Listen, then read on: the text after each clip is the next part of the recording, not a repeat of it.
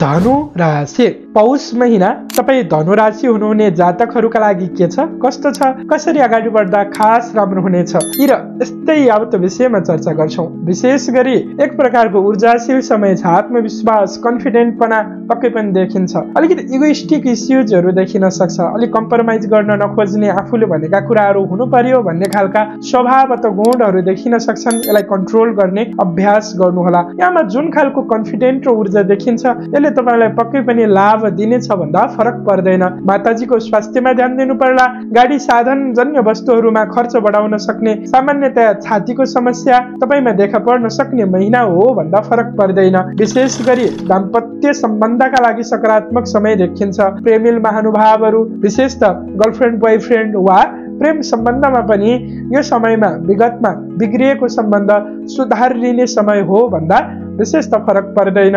भाग्यले केही राम्रा अवसरहरू दिनेछ। यदि तपाईँ वैदेशिक क्षेत्रमा कार्यरत हुनुहुन्छ, विदेशका लागि योजनाहरू बनाउँदै हुनुहुन्छ भने यो समय समग्रमा हितकारी नै देखिन्छ।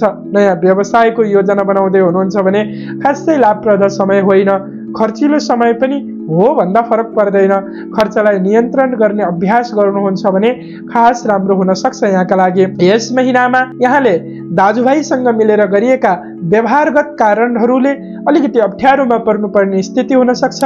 दाजुभाइको सम्बन्धमा अवरोधहरू आउन सक्छ। पारिवारिक सम्बन्ध पनि अलिकति चुनौतीपूर्ण पक्कै पनि बन्ने देखिन्छ। यस महिनामा अलिकति धन फस्न सक्ने, धन क्षति हुने महिना हो भन्दा पनि यहाँमा फरक पर्दैन। विद्यार्थी जनहरूका लागि सकारात्मक समय छ। इक्जाम, कम्पिटिसन्स, इन्टरभ्यू जस्ता विषयहरूमा तपाईले सकारात्मक नतिजा नै हासिल गर्न सक्नुहुन्छ भन्दा यहाँमा फरक पर्दैन। विशेषतः जग्गा जमिन वा अचल वस्तुहरूको खरिद गर्दाखेरि यस महिना खासै राम्रो छैन। यसलाई ध्यानमा राखेर अगाडि बढ्नुहोला। विशेष राजनीति, सामाजिक जीवनमा आबद्ध हुनुभएका व्यक्तिहरूमा चारित्रिक ब्लेम, अवरोध जस्ता विषयहरू पक्कै पनि देखिन्छन्। आफूलाई सही प्रयास गर्ने अभ्यास गर्नुहोला।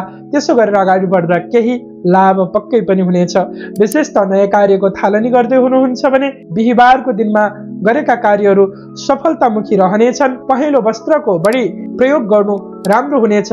ओम ब्रीम बृहस्पतये नमः यस मन्त्रको जप गरेर तिनको शुभारम्भ गर्नुहुन्छ भने खास राम्रो हुनेछ।